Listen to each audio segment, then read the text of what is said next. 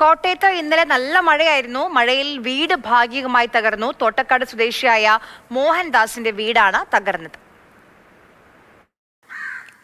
കനത്ത മഴയാണ് ഇന്നലെ വൈകിട്ട് കോട്ടയത്ത് ആകെ പെയ്തത്. കിഴക്കൻ മേഖലയിൽ നിന്ന് പടിഞ്ഞാറൻ മേഖലയിൽ നിന്ന് വ്യത്യാസമില്ലാതെ ശക്തമായ രീതിയിലുള്ള മഴ വൈകിട്ടൊരു 4 മണിക്ക് ശേഷം ഒരു 3 മണിക്കൂറോളം നീണ്ടു നിൽക്കുന്ന മഴ കോട്ടയത്ത് പെയ്തു.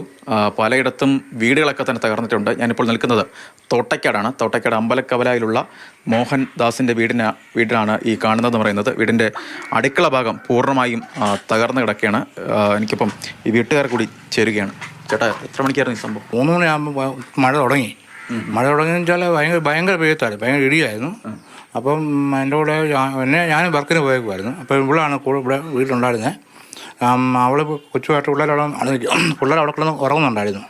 അപ്പം ഒച്ചക്കെട്ട് തന്നെ നോക്കിയുള്ളതാണ് സംഭവം. ഇവിടുന്ന് ഇടിഞ്ഞ് മറിയുന്ന കാണുന്നത്. പിള്ളേർക്ക് പേടിയായതുകൊണ്ട് ഞാനവിടെ കൂട്ടിയിരിക്കുമായിരുന്നു.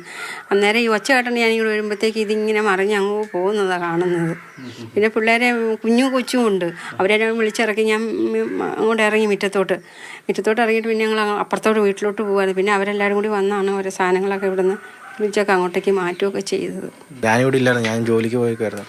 പോയിട്ട് വരുന്ന വഴിക്ക് ഇപ്പോൾ വിളിച്ച് പറയുന്നത് പെട്ടെന്ന് ഓടി പിടിച്ച് വന്നപ്പോഴത്തേക്കും മൊത്തം പോയി. ഞാനവിടുത്തെ ഈ മേളിൽ മാത്രം പോയിട്ടുള്ളതെന്ന് പ്രതീക്ഷ, പക്ഷേ ഇത്രയും പ്രതീക്ഷയില്ല നമ്മൾ വീട്ടിൽ. പിന്നെ ആർക്കൊന്നും സംഭവിക്കാന്ന് വലിയ കാര്യം. ദൃശ്യങ്ങൾ തന്നെ കാണാമെന്ന് തോന്നും.